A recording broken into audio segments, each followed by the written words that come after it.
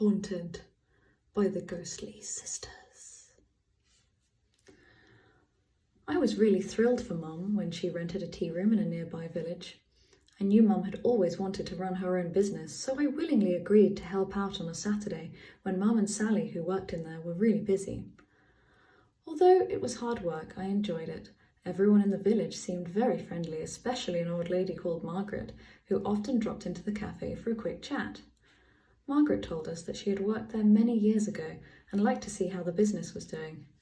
Both Mum and I felt sorry for Margaret. She was a bit odd, dressed in her old-fashioned clothes, and was obviously very lonely, even though she said she worked there.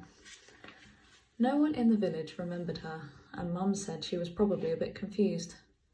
I thought Mum was right, because sometimes Margaret just told me the same story over and over again, all about how they made all the scones and cakes.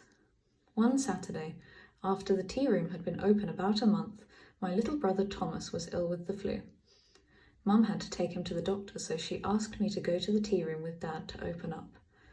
Dad had to go on to work, but Mum said I wouldn't be on my own for long because Sally would soon be in.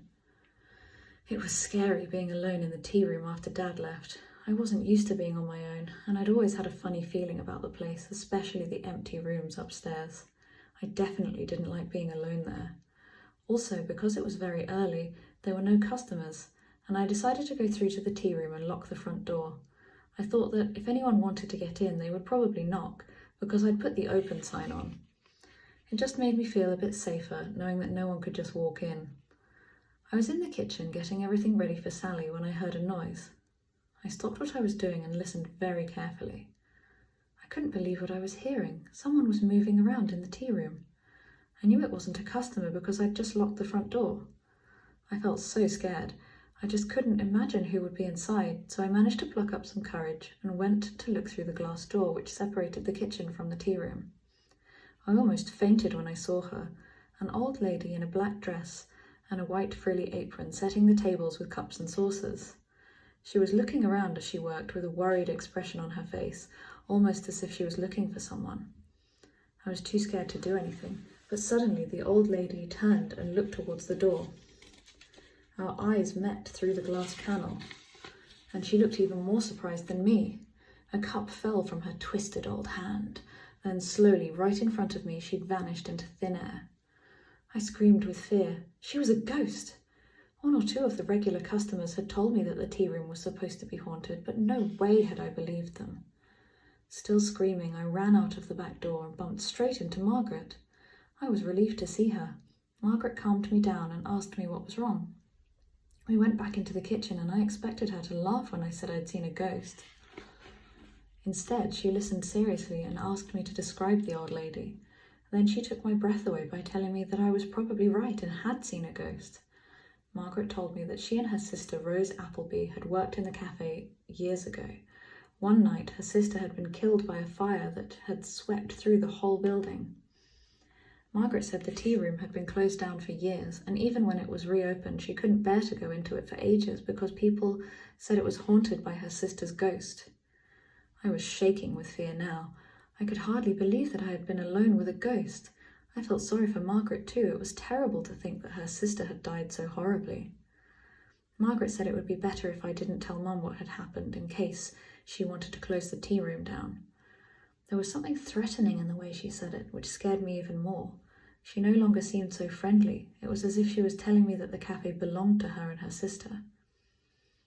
I was glad when Margaret left and Mum arrived.